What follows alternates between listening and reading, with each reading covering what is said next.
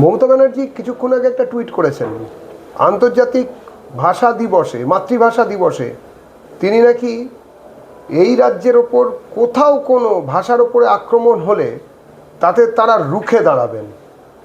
যেখানে দাঁড়িয়ে প্রতিদিন অত্যাচারিত হচ্ছে বাংলা এবং বাঙালি, বাংলা ভাষা যেখানে প্রত্যেক মুহূর্তে অত্যাচারিত, যেখানে বাঙালির সমস্ত সাংস্কৃতিক মানবিন্দু আজকে ধুলোয় মিশিয়ে দেওয়া হচ্ছে, সেখানে দাঁড়িয়ে এইসব কথাবার্তা শুধুমাত্র মিথ্যাই নয়, বাঙালি, পশ্চিমবঙ্গের বাঙালির সঙ্গে প্রবঞ্চনারও বেশি।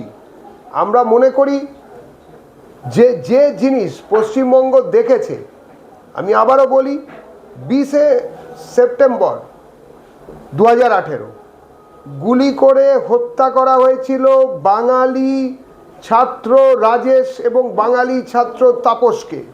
তাদের একটাই দাবি ছিল, দাড়িভিট যে হাই স্কুল উত্তর দিনাজপুরে, সেখানে উর্দু নয় বাংলা ভাষার শিক্ষক চাই। পুলিশ দিয়ে গুলি করে রাজেশ তাপসকে হত্যা করা হয়। আরও একটি ছেলে, সেও স্কুল পড়ুয়া, তার পায়ের হাড়ে গুলি করা হয়, সে প্রায় পঙ্গু এখনো পর্যন্ত।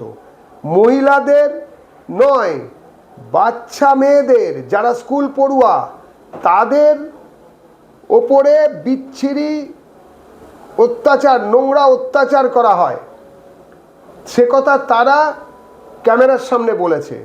শ্লীলতাহানি হয়েছিল আমাদের বোনেদের ওপরে সেদিন, আমরা তার বিরুদ্ধে আন্দোলন করেছিলাম।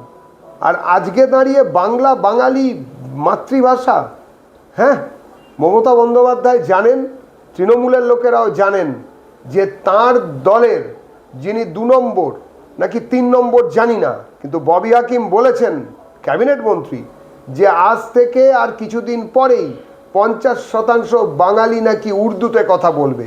কিসের ইঙ্গিত, কিসের দোতনা আমরা সবাই জানি।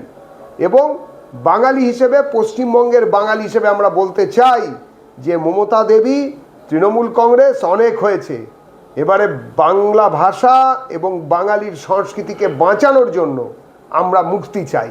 26-এর নির্বাচন তৃণমূলের বিসর্জন।